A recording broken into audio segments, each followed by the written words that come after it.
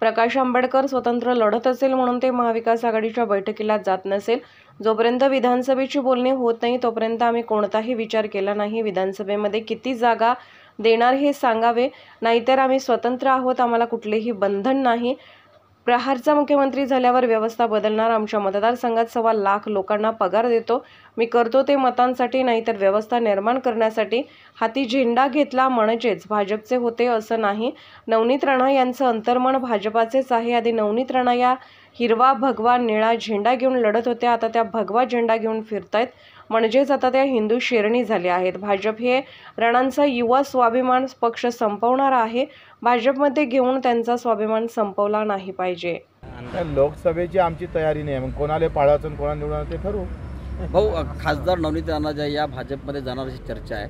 भाजपमध्ये गेल्यास आता काय न गेल्यासारखं आहे, काय न गेल्यासारखं काय, झेंडा टाकला म्हणजेच भाजपमध्ये गेले असं थोडं. ते काय त्यांचं अंतर्मन भाजपाचंच आहे पूर्ण. पहिले ते राष्ट्रवादी काँग्रेसच्या याच्यावर पाठिंब्यानं निवडून आल्या, तेव्हा निळा हिरवा भगवा असं घेऊन लढत होते, आता त्या हिंदू शरणी झालेल्या आहे. आनंदराव अडसूळ ठाण मानून आहे सध्या अमरावतीमध्ये, आणि ते देखील दावा करतायत जागेवर अमरावतीच्या अजित पवारांसोबत जवळपास 20 ते 25 मिनिटं त्यांची खलबतं झाली, चर्चा झाली. कसं आहे, आखरी चर्चेला काही अर्थ नाही आहे. मला माहीत आहे हा दिल्लीचा विषय आहे, राज्याच्या लोकांच्या हाती किती आहे ते मला माहीत नाही. त्यांना दिल्लीवरून काय होईल याच्यावरच आहे सगळं. नाही तर एवढा मोठा निकाल थांबला असता का? तुम्हाला काय वाटतं? कोर्ट जर थांबतं इथं या देशातलं तर काय राहिलं काय लोकशाहीमध्ये, जिवंत काय? अडसुळांना जर उमेदवारी मिळाली तर तुम्ही त्याच्यासोबत असणार आहे, कारण तुम्ही एकनाथ शिंदेसोबत गेलेले होते. मी आताच कसं काय सांगणार आहो, मी काय असं काय ग्रामपंचायत सरपंच किंवा काय म्हणते सदस्य गावातला आम्ही सांगू ठरवू, अगर जो बताएंगे वो उसमें कुछ रिजल्ट भी आना चाहिए ना, रिजल्ट येऊ असं करू. तर पुढचा खासदार हा कमळावरचाच असेल असं भाजपचं म्हणणं आहे, नेमकं काय म्हणाले? भाजपला लहान पक्ष, आता युवा स्वाभिमानातल्या त्या खासदार आहे, तर त्यांना आता लहान पक्ष संपवायचा आहे. युवा स्वाभिमान एवढा मोठा चांगला पक्ष ते आता संपवणार आहे. ते भाजपमध्ये त्यांना घेऊन तो युवा स्वाभिमान, आता त्यांचा स्वाभिमान मारल्याने गेला पाहिजे, त्याची काळजी बीजेपीनं घेतली पाहिजे. यापूर्वी तुम्ही बोलले लहान पक्ष संपवते भाजप, आम्हाला संपवण्याची ताकद नाही. हा पक्ष किती का जरी मोठा असला तो उनके पास त्यांच्यापाशी संख्या आहे, आमच्यापाशी क्वालिटी आहे. गुणवत्ता हमारे पास है और संख्या उनके पास है, और सभी लड़ाई संख्या से नहीं जीती जाती, गुणवत्ते से भी जीती जाती है. भाऊ, असं म्हटलं जाते की यावेळेस परत तिसऱ्यांदा मोदी यांना चान्स मिळणार आहे आणि 400च्या पार त्यांचे शेतकऱ्याला चान्स काय भेटणार आहे, मजुराला काय चान्स भेटणार आहे, सामान्य माणसाचा इथला काही करप्शन आहे, इथल्या जे काही व्यवस्था आहे ते बदलली का? ते बदलणं गरजेचं आहे ना. आखरी काय बदललं तुम्हाला असं वाटते? मला सांगा बरं, तुम्हालाच प्रश्न आहे माझा. काय बदललं? काँग्रेसचे रस्ते झाले म्हणजे बदललं काय? अजूनही लोकांच्या अडचणी तशाच घर करून आहे. आणि दिवसांदिवस एकंदरीत आपण जर व्यवस्था पाहिली तर लहान माणसावर कोणी नजर टाकावी किंवा त्याचे काही अडचणी आहे त्या समजून घ्यावा, ही व्यवस्था संपली आहे देशात. भाजपने शेतकऱ्यांसाठी जे 14ला आश्वासन दिलं होतं, 14ला नाही 19लाही पूर्ण झालेलं नाही आहे. 50% नफा धरून भाव जो द्यायचं मोदीजीनं गॅरंटी दिली होती, ती गॅरंटी संपलेली आहे. ती गॅरंटीच राहिली नाही. आणि आमच्यासाठी शेतकरी महत्त्वाचा आहे. जरी आम्ही युतीत असलो तरी आमच्यासाठी शेतकरी आमचा मायबाप महत्त्वाचा आहे. आमचं सगळं पानदान वाढलं झालं तरी चालत, पण शेतकरी, शेतमजूर, गोर गरीब वंचित जे काही असेल त्या लोकांबद्दल सरकारची आस्था. तुम्ही सांगा, आत्ता मी कालच त्या दिवशी सांगितलं का 5 ते 7 लाख कोटीच्या बजेटमध्ये आमच्या दिव्यांगांना काय भेटणार आहे, शेतकऱ्यांना काय भेटेल, कष्ट करणाऱ्याच्या हाती काय आलं? त्या एस टीमध्ये ड्रायव्हर जातं, भर उन्हात घेऊन गाडी फिरवतं, त्याला भेटणारा पगार आणि कलेक्टरच्या गाडीमध्ये फिरणाऱ्या चालकाला भेटणारा पगार, ही विषमता काय आहे देशामध्ये?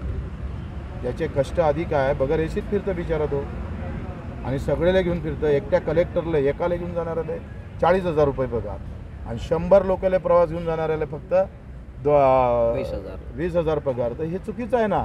एवढं बदलू नाही, सरकारही बदलून झालं, सरकारच्या त्याच्यासाठी आमच्या विचाराचे माणसं येणं गरजेचं आहे. लोकांना आम्ही अपील करतोय का आता 2 आहे, 10-15 जरी आणली तर हे सिस्टीम बदलू आम्ही. 2024 मध्ये मोदींची गॅरंटी चालेल काय? ते मला आपण काही अभ्यासक नाही आहे ना देशभरात काय चालू आहे.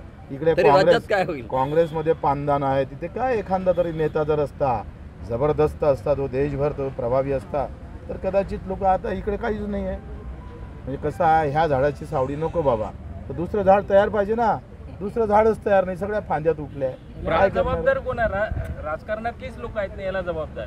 आता विरोधी पक्ष लोकांनी काय झालं, लोकांच्या मानसिकता थोड्या त्याच्यावर कारणीभूत आहे.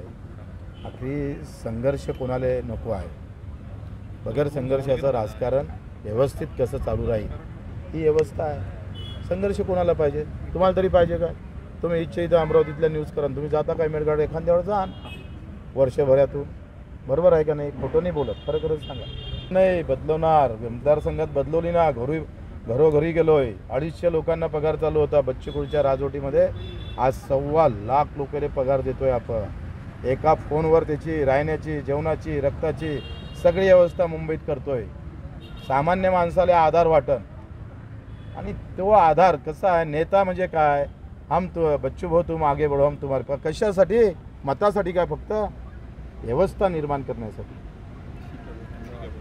तुम्हाला प्रश्न काय आहे? प्रकाश आंबेडकरांनी म्हटलं आहे की महायुतीच्या कोणत्याही सभेला वंचितच्या लोकांनी जायचं नाही, तर मग आता त्यांची भाजपसोबत युती होईल, कसं बघता तुम्ही? मला असं वाटते तो त्यांचा निर्णय आहे. ते स्वतंत्र लढत असेल आणि म्हणून महायुतीच्या नाही महाआघाडीचे बरोबर आहे. ते मला वाटते ते एकत्र बसले नाही वाटते काहीतरी जागेच्या बाबतीत.